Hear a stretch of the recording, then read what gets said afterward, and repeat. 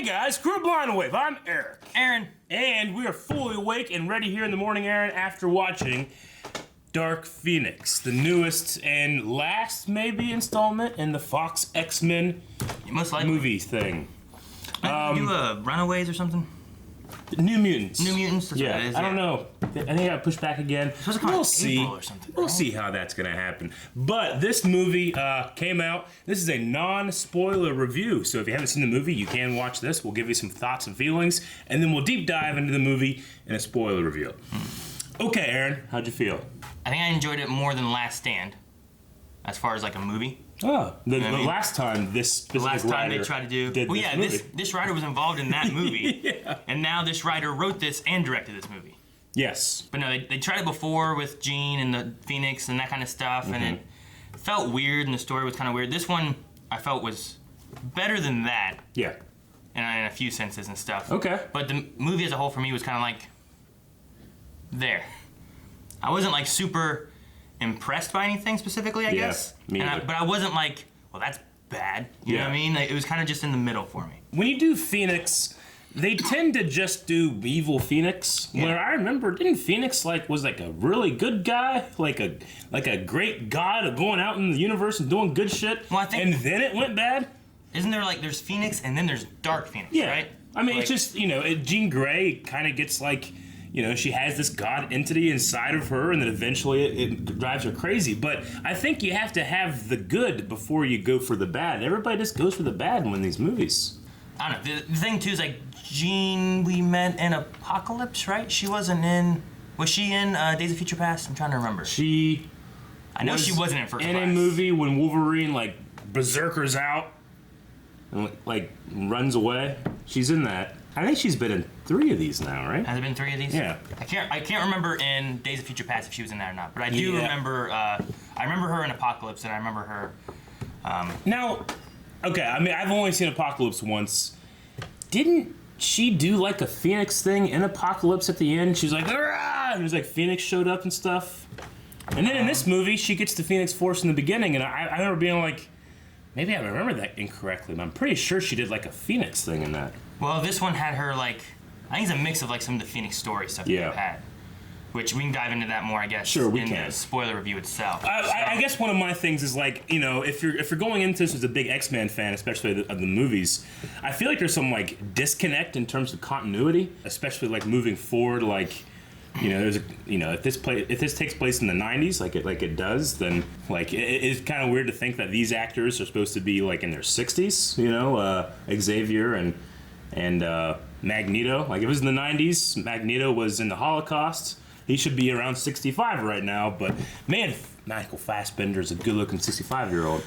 Yeah, I guess it's true. It should be 90, right? Or in the 90s. Yeah, because in the continuity of these movies, the first X-Men takes place in the year 2000. He should at least be 50. He doesn't look 50. He does not look 50. He could just look good for 50. Yeah. It just kept bothering me the whole time. At one point, I whispered over him this takes place in 92, right? And you're yeah. I'm like, okay. Well, yeah, you said that, and I was I don't know what he's thinking. It's the next 8 years are going to be rough on these men. Yeah. Well, I mean, they also, reset a lot of that stuff, too. They did. So, they but kind of... the timeline should still be there. I don't know. There's just, there's a couple of disconnected tissue things, I think, from, and I've never been the biggest, X-Men movie fan, but this is one of the longest running franchises, right? I mean, I know they kind of did a reboot here with the First Class stuff, but... I think what happens with that is that, they got McAvoy and Fassbender to be there in the 70s, which is when they took place in the First Class one to begin with, which fit pretty well from the 40s to 70s where he went. Sure. But you don't want to recast either one of them. They're both really they're the good. best parts of the movie They're both great for the characters they're playing. I didn't think I could find anyone besides Patrick Stewart to play Xavier, but I think McAvoy does a very good job as Xavier, and I like it. But then when you're trying to jump the story up from the 70s into the 90s, that's a 30-year gap. I don't want to. We can't recast him. Yeah. So I think they just kind of we'll just go with it and hope people don't really think. Only the fattest and dumbest of nerds will care for this. So okay, that's probably happened. Okay. And then I thought the actors gave pretty decent performances, especially. I always enjoy James McAvoy in anything, and I think that. Sophie Turner carried the movie for a lot. I thought she was good for what she was given. I just don't feel like the story and like the actual scenes like came together in a way where I was like ever really excited, except for the third act, which I hear was reshot a lot. Really? So see, a lot of it, like as far as character wise and stuff like that, I like pretty much every actor for each role. Yeah, agreed. Cyclops, I was kind of like, I don't know, but he kind of grew on me. Yeah, and I liked him like by the end of the movie. I think I liked him most in this movie, like that actor playing Cyclops. Yeah. Well, in the first half, I was kind of like, oh, Cyclops, I don't really like this guy. I don't feel he's Cyclops. Sure. By the end of it, though, like, I loved when he was like there and the emotion he had, and he's just like, yeah, it was sweet. I loved it. I thought the kid like did a good job in terms of like, you know, and then what, James Marsters, the first Cyclops, like he also did a good job of like emoting with his face except his eyes. Because it's a tough thing because you have this, you have this visor on, so you can't. So they have to like, they have to really work their eyebrows and you know, they're good at it. It's a tough thing to try to get that through. It's like trying to do it with like with a mask on, you know. Yeah. But at least you can see some of it. Sure. Part of it maybe could be that, I mean, it's been 3 years since Apocalypse came out, I think, too. So, like, it's been a little while with these characters. It's the end and stuff, too, that I feel like. So, like, maybe it's kind of like, all right, well, let's get through this, and then we can maybe bring you guys in the MCU, you know? And so, I don't know. We'll see. I don't know how much issue they had. I don't know if they did any reshoots, whatever, for the ending stuff. But the ending stuff was pretty cool.